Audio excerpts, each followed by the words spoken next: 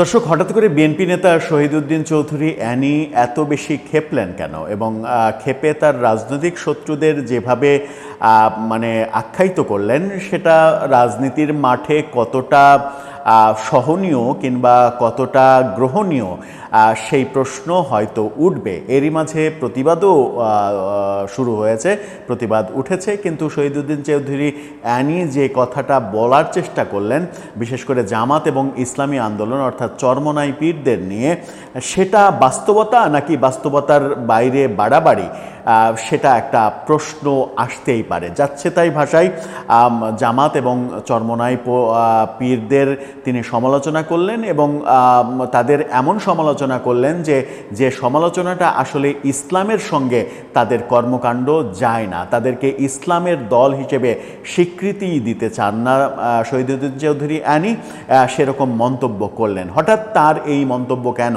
আমরা জানি যে বিএনপি এবং জামাত এখন রাজনীতিতে বেশ মুখোমুখি অবস্থানে, তার চাইতে বেশি অ্যাগ্রেসিভ অবস্থানে চরমনাই পীরের দুই ভাইকে আমরা দেখেছি বিএনপি সম্পর্কে খুবই বাজে বাজে মন্তব্য করতে। এবার সেই সূত্র ধরে শহীদউদ্দিন চৌধুরী অ্যানি করলেন বাজে মন্তব্য। কি বললেন তিনি? রাজনীতির খেলাটা বোধহয় জমজমাট হয়ে যাচ্ছে, সেটাই বোঝার চেষ্টা করবে এই ভিডিওতে। থাকবেন পলিটিক্স টিভির নিয়মিত আয়োজনে।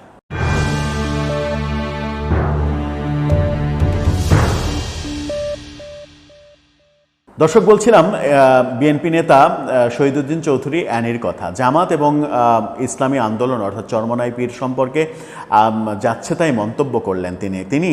তাকে নিয়ে গণমাধ্যম যে শিরোনামটা করেছে, সেই শিরোনামটা আপনারা দেখে নিতে পারেন। সেখানে বলা হচ্ছে, জামাত জাতীয় বেঈমান, চরমনাই পীর ভণ্ড। বিএনপি নেতা সেখানেই তিনি বলছেন, বিএনপির যুগ্ম মহাসচিব শহীদউদ্দিন চৌধুরী অ্যানি, তিনি যুগ্ম মহাসচিব হিসেবে দায়িত্ব পালন করছেন। তিনি বলছেন যে বিভিন্ন সময়ে আওয়ামী লীগকে সঙ্গ দিয়ে তাদের স্বৈরাচারী হয়ে ওঠার জন্য সহযোগিতা করেছে জামাত ইসলামী এবং ইসলামী আন্দোলন। বাংলাদেশের রাজনীতিতে এই দুটি দল হচ্ছে জাতীয় বেঈমান।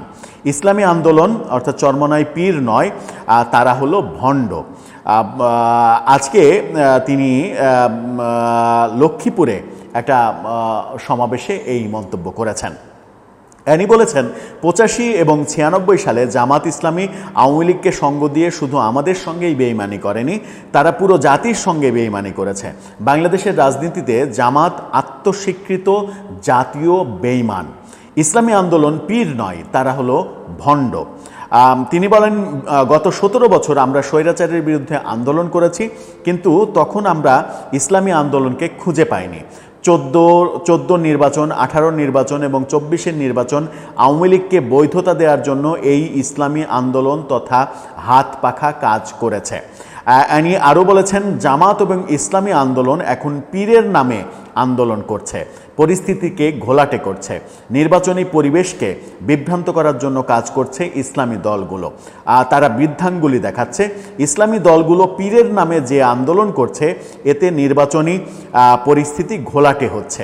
এগুলোর বিরুদ্ধে ঐক্যের বিকল্প নেই, আমাদের সবাইকে ঐক্যবদ্ধ থাকতে হবে। শহীদ প্রেসিডেন্ট জিয়াউর রহমান যে ঐক্যের কথা বলেছেন, ইস্পাত দৃঢ় ঐক্য, আমাদের আগামী দিনে সেই ঐক্য তৈরি করতে হবে, এমন কথা তিনি বলেছেন। এই যে তিনি জামাতকে জাতীয় বেঈমান বললেন, চরমনাই পীরকে ভণ্ড বললেন, এরপরে যেটা হয়েছে সেটা হচ্ছে যে ইসলামী আন্দোলন থেকে বলা হয়েছে নিঃশর্ত ক্ষমা চাইতে হবে শহীদউদ্দিন চৌধুরী অ্যানিকে। আমরা এর আগেও দেখেছি যে চরমনাই পীরেরা দুই ভাই, মুফতি রেজাউল করিম এবং মুফতি ফয়জুল করিম, তারা বিএনপির সম্পর্কে নানা রকমের বাজে মন্তব্য করেছেন, চটকদার মন্তব্য করেছেন, এবং বিএনপির নেতাদের সম্পর্কে বাজে মন্তব্য করেছেন, তারেক রহমান সম্পর্কে বাজে মন্তব্য করেছেন। এরকম মন্তব্য আমরা করতে দেখেছি। জামাতের ছাত্র সংগঠন ইসলামী ছাত্র শিবিরকে আমরা টিএসসি এলাকায়, বুয়েট এলাকায়, ঢাকা বিশ্ববিদ্যালয় এলাকায় খুবই বাজে বাজে স্লোগান দিতে দেখেছি তারেক রহমান এবং খালেদা জিয়াকে নিয়ে। টিনের চালে কাউয়া, খালেদা জিয়া, তারেক জিয়া, এই ধরনের বাজে ল্যাঙ্গুয়েজে মিছিল প্রথমবারের মতো তাদের মুখেই আমরা শুনেছি। তার মানে হচ্ছে যে এই দুই দলের সঙ্গে বিএনপির সম্পর্কটা ভালো যাচ্ছে না। ভালো না যাওয়ার একটা কারণ হচ্ছে যে পিআর পদ্ধতিতে নির্বাচন, এবং পিআর পদ্ধতিতে নির্বাচন তারা চায়, তারা জুলাই সনদ বাস্তবায়ন চায়, কিন্তু বিএনপি ভিন্নভাবে চায়। বিএনপি পিআর চায় না, জুলাই সনদের সাংবিধানিক যে পরিবর্তনগুলো রয়েছে সেটা নিয়ম মেনে সংসদে করতে চায়, কিন্তু জামাত, ইসলামী আন্দোলন তারা সাংবিধানিক আদেশের মাধ্যমে বাস্তবায়ন করতে চায়, যেখানে বিএনপি বলছে যে এটা যদি করা হয় তাহলে সামনে সংকট তৈরি হবে, কেউ চ্যালেঞ্জ করলে এটা টিকবে না, তখন একটা বড় ঝামেলা তৈরি হবে। এই ব্যাপারগুলো, এই রাজনৈতিক ব্যাপারগুলো নিয়ে তাদের মধ্যে অনৈক্য চলছে, এবং সেই অনৈক্য এবার এই পর্যায়ে তৈরি হয়েছে, যেখানে চরমোনাই পীররা দুই ভাই বিএনপিকে বিভিন্ন ওয়াজ মাহফিলে সমাবেশে অ্যাটাক করছেন। বিএনপি নেতা শহীদুদ্দিন চৌধুরী অ্যানি এবার চরমোনাই পীরকে ভণ্ড বললেন, জামাতকে জাতীয় বেঈমান বললেন। এই যে রাজনৈতিক বিরোধ, এই রাজনৈতিক বিরোধ এমন অবস্থায় চলে গেছে, অনেকে বলছেন যারা বৈষম্যবিরোধী আন্দোলনের পক্ষে নানা ধরনের মতামত ব্যক্ত করেন এবং নানা ধরনের গবেষণা করেন, বিশ্লেষণ করেন, তারা বলছেন যে বৈষম্য বিরোধী আন্দোলনের স্টেক হোল্ডাররা যদি এই ধরনের অনৈক্যের পথে যায় তাহলে আওয়ামী লীগের ফেরাটা অনেক বেশি সহজ হয়ে যাবে। আবার শহীদুদ্দিন চৌধুরী অ্যানি যে অভিযোগটা করছেন যে ইসলামী আন্দোলন, চরমোনাই পীর আওয়ামী লীগের সময় আওয়ামী লীগের ঘনিষ্ঠ থেকেছে এবং সব নির্বাচনে অংশগ্রহণ করে আওয়ামী লীগকে সাপোর্ট করেছে, এই বাস্তবতাও কিন্তু আমরা দেখেছি। আওয়ামী লীগের সময় আওয়ামী লীগকে সাপোর্ট করা এবং মানে শেখ হাসিনা সম্পর্কে ভালো ভালো বয়ান দেওয়া ওয়াজ মাহফিলে, এই কর্মকাণ্ডগুলো কিন্তু আমরা ইসলামী আন্দোলনের নেতাদের দুই ভাইকে বলতে শুনেছি। এবং মানে ইসলামী আন্দোলনের এক ভাই মুফতি ফয়জুল করিম, তাকে এরকম ওয়াজও করতে শুনেছি, এরকম বক্তব্যও দিতে শুনেছি আমরা, যে আমি জিজ্ঞাসা করেছিলাম শেখ হাসিনাকে, আপনার কপালে দাগ কেন, কালো দাগ কেন? শেখ হাসিনা বলেছিলেন, আমি ছোটবেলা থেকে নামাজ পড়ি, কারণ ছোটবেলা থেকে নামাজ না পড়লে মা আমাদের প্লেটে ভাত বাড়তো না।